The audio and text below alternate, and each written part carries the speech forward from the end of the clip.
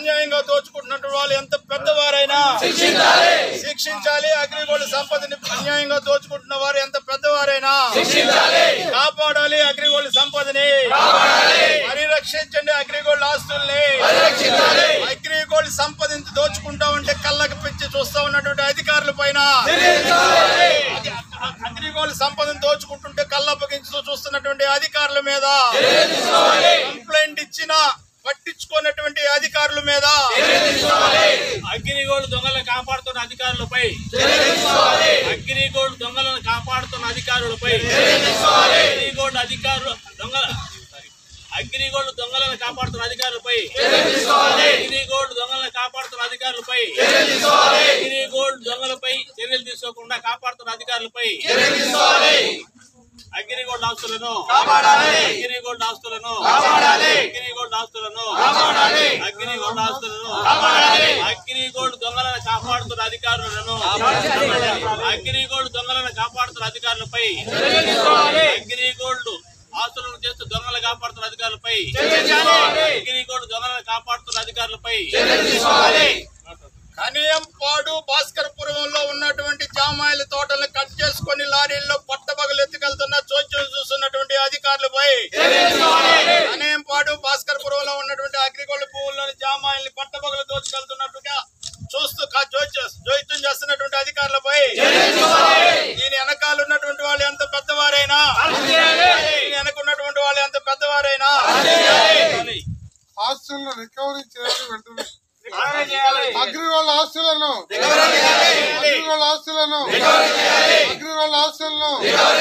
స్థానిక ఎంఆర్ఓ ఎస్ఐల పైన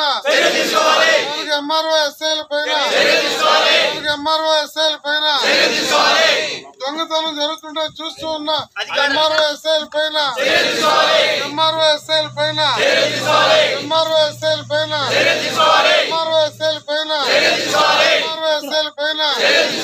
ఏం చేయాలి? అగ్రిగోల్డ్ బాధితులకు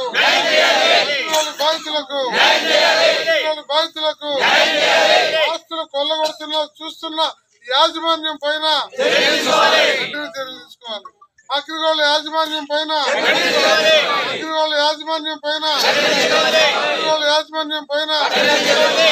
ఎంఆర్ఓ బయటికి రావాలి. ఎంఆర్ఓ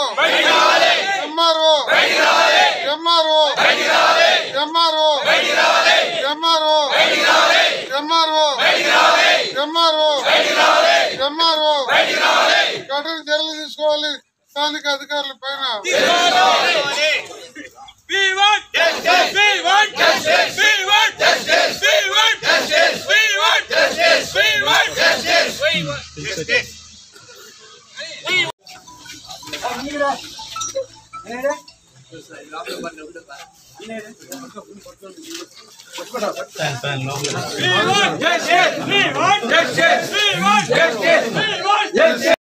అందులో పక్కాగా గవర్నమెంట్ అటాచ్ చేసినటువంటి భూముల్లో సంపద పోతుందని తెలిసిన తర్వాత మీరు ఇంత నిర్లక్ష్యంగా ఉన్నారంటే ఈ గవర్నమెంట్ సరైన గవర్నమెంట్ అయితే మీ మీద వెంటనే చర్యలు తీసుకోవాలి సార్. భగవంతుడు కూడా చూడాలి మిమ్మల్ని. ఎంత అన్యాయం సార్ ఇది, ఎంత అన్యాయం, ఎంత అసలు ఎంత ఏ కంప్లైంట్ అన్నారు సార్ మీరు? ఒకే ఒక్క మాట సార్ కొట్టింది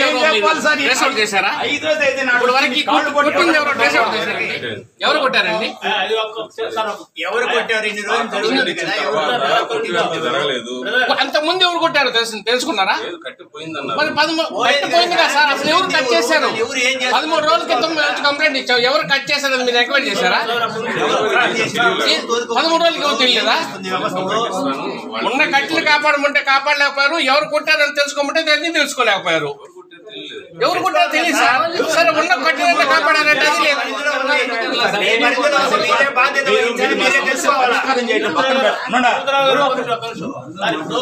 మేము ఆ రోజు కంప్లైంట్ ఇచ్చాము. ఆ రోజు సరే మీరు విచారించి ఏం చెప్తారు? పట్టుకోలేకపోయారు. ఉన్న కట్టెలు కాపాడలేకపోయాడు. ఏం జరిగింది చెప్పండి.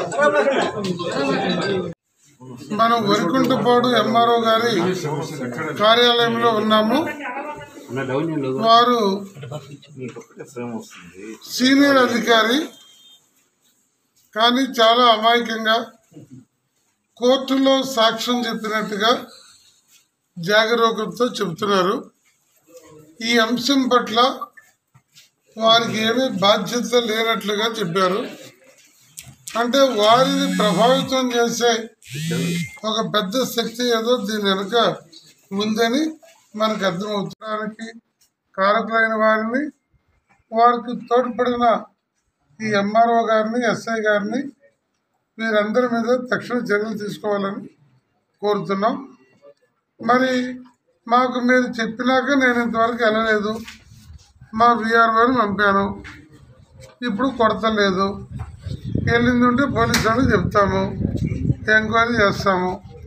ఇనేటువంటి విషయం మీద ముఖ్యమంత్రి గారు, ఉప ముఖ్యమంత్రి గారు తక్షణం స్పందిస్తారని చెప్పి మేము ఈ విషయాన్ని వారికి వదిలేస్తున్నాం.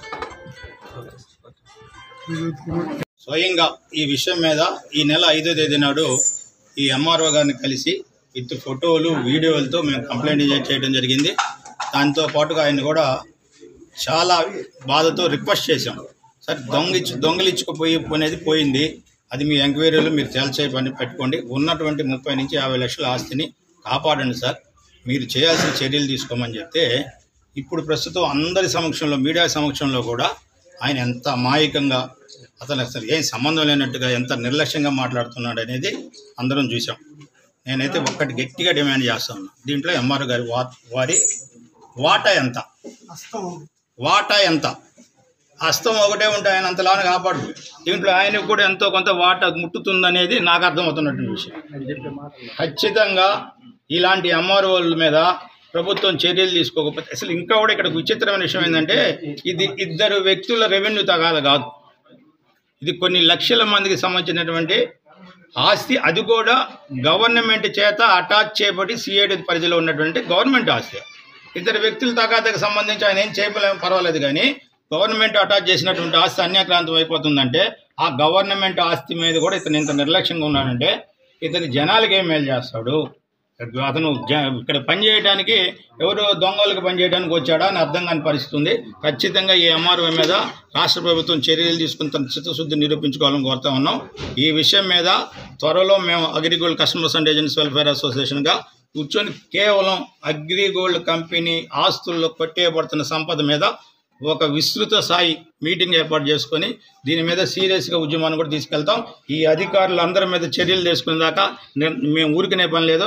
ఆ అవసరం అయితే ఆమరణ నిరాధ్యక్షులైనా చేయడానికి మేము సిద్ధంగా ఉన్నాం అసోసియేషన్ తరఫున తెలియజేస్తాం. సుమారు 250 ఎకరాల్లో అగ్రిగోల్డ్ భూములు ఉన్నాయి. సుమారు 10 రోజుల క్రితం సిపిఎం పార్టీ వాళ్ళు, సిపిఐ పార్టీ వాళ్ళు అగ్రిగోల్డ్ ఫిర్యాదు ఇచ్చారు. వెంటనే మా విఆర్ఓ వెళ్ళి పరిశీలించారు. అప్పటి నుంచి అయితే ఎలాంటి చుట్టు కొట్టడం అయితే జరగలేదు.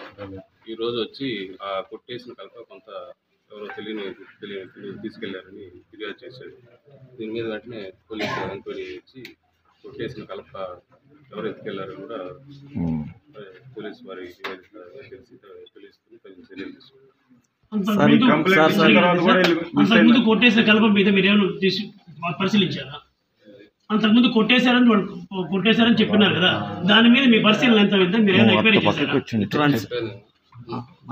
ఎంక్వైరీ చేశారంటే మీరు మళ్ళీ అడగండి, ఆయన కూడా మళ్ళీ అడగండి క్వశ్చన్స్. అదే కదా, మీరు అంతకుముందు జరిగిన దాని మీద మీరు ఎంక్వైరీ చేసినారా? అంతకుముందు కొట్టేశారు, చెట్లు కొట్టేశారు, లారీ లోడ్ వెళ్ళిందని చెప్పి వాళ్ళు కంప్లైంట్ చేశారు.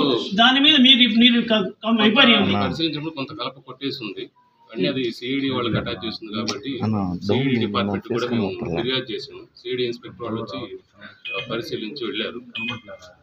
ప్రభుత్వ ఆధీనంలో, కోర్టు ఆధీనంలో ఉండే ఆస్తులను ఒక మెజిస్ట్రేట్ మీ పరిధిలో జరిగితే నష్టాన్ని కంప్లైంట్ ఇవ్వాలా, లేకపోతే మీరే చూడాల్సిన బాధ్యత ఉందా? మేమైతే ప్రస్తుతం ఎలాంటి కొట్టువేదన జరగకుండా చూసాము. ఇది సిఐడి వాళ్ళకి అటాచ్ చేసిన ల్యాండ్ కాబట్టి సిఐడి వాళ్ళకి కూడా ఫిర్యాదు చేసాము. ఏదైనా గవర్నమెంట్ కోర్టు పరిధిలో ఉంది కదా, యాజ్ ఎ మెజిస్ట్రేట్ గా మీరు మండల మెజిస్ట్రేట్ గా సిఐడి వాళ్ళకి మీరు కంప్లైంట్ చేశారా? సిఐడి వాళ్ళు మీ దగ్గరికి వచ్చి మీ దృష్టికి విషయం వచ్చిన తర్వాత కంప్లైంట్ చేశారా? సిఐడి వాళ్ళు ఎందుకంటే ఫ్రేమ్ లో నీది ఒక్కటే హైలైట్ అవుతుంటే ఫోన్ ద్వారా తెలియజేసాము. వచ్చి వాళ్ళు పరిశీలించి వెళ్ళారు. సిఐడి వాళ్ళకి తెలియజేసిన సిఐడి వాళ్ళు కూడా నాకు తర్వాత ఏమి నివేదిక కూడా ఇచ్చారు. మీరు ప్లేస్కి వెళ్ళి ఏమైనా సందర్శించారు సార్? అసలుకి మా స్టాఫ్ మా విఆర్ వారు వెళ్ళి చూసి రిపోర్ట్ ఇచ్చారు. మీరు వెళ్ళలేదు సార్? మీరు వెళ్ళలేదు సార్? మీరు వెళ్ళలేదు? నేను సైట్కి వెళ్ళాను, ఫోటోలు తెప్పించుకొని చూసి పరిశీలించాను. సార్ మీకు కంప్లైంట్ ఇచ్చిన తర్వాత సరుకు ఎత్తుకెళ్తున్నారు, ట్రాక్టర్లు అక్కడ ఉన్నాయని చెప్పి అసోసియేషన్ గా మేము మీకు కంప్లైంట్ ఇచ్చినప్పుడు ఫోన్ చేసి చెప్పినప్పుడు దాని మీద చర్యలు ఏమైనా తీసుకున్నారా? అంటే ట్రాక్టర్లు ఉన్నాయి, ఎత్తుకెళ్తున్నారు, మీ దృష్టికి తీసుకొచ్చాం అప్పుడే.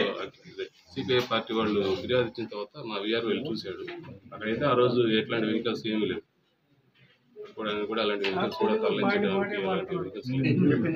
సార్ ఇంకోటి 6వ తేదీ పోలీస్ స్టేషన్లో సిఐడి కేసు ద్వారా సిఐడి అక్కడ కేసు పెట్టారు. అక్కడ ఎఫ్ఐఆర్ అయింది 6వ తేదీ. అప్పటి నుంచి పోలీసు వాళ్ళని అడిగితే రెవెన్యూకి సంబంధించిన వారు అక్కడ అక్రమార్కులు ఎవరు అనేటువంటి విషయాన్ని గుర్తించాల్సినటువంటి బాధ్యత ఎంఆర్ఓ అదే రెవెన్యూకి సంబంధించింది. వాళ్ళని గుర్తిస్తే అరెస్ట్ చేస్తామని వాళ్ళు చెప్తున్నారు. వాళ్ళని ఇన్ని రోజులు ఎందుకు గుర్తించలేకపోయారు? వాళ్ళు పోలీస్ కంప్లైంట్ ఇస్తే దాని మీద వాళ్ళు ఎంక్వైరీ చేస్తూ ఉంటారు. ఫిర్యాదు గురించి సిఐడి వాళ్ళ కంప్లైంట్ గురించి కూడా మా ఆఫీస్కి అయితే అలాంటి కమ్యూనికేషన్ పోలీస్ వారికి ఇచ్చిన కంప్లైంట్ మీద వాళ్ళు ఎంక్వైరీ చేసి చర్యలు తీసుకుంటారు. సార్ అసలుగా అగ్రిగోల్డ్ ఆస్తులు మీ మండలంలో ఎన్ని ఎకరాలు అటాచ్మెంట్ అయినా మీ దృష్టిలో ఉందా? 210 ఎకరాలు. 250 ఎకరాలు ఉన్నాయని జీవోతో సహా మీకు పెట్టినాం మేము. మరి దాని మీద ఎంత శ్రద్ధగా చూశారు మీరు? 210 ఎకరాలు అంటున్నారు. 250 ఒక్క నిమిషం సార్, 250 ఎకరాలు మీకు అటాచ్ చేసినట్టుగా జీవో కూడా నేనే పెట్టాను మీకు. దాంట్లో తీసి చూడండి. ఒక చోట 150 నేను పెట్టాను సార్.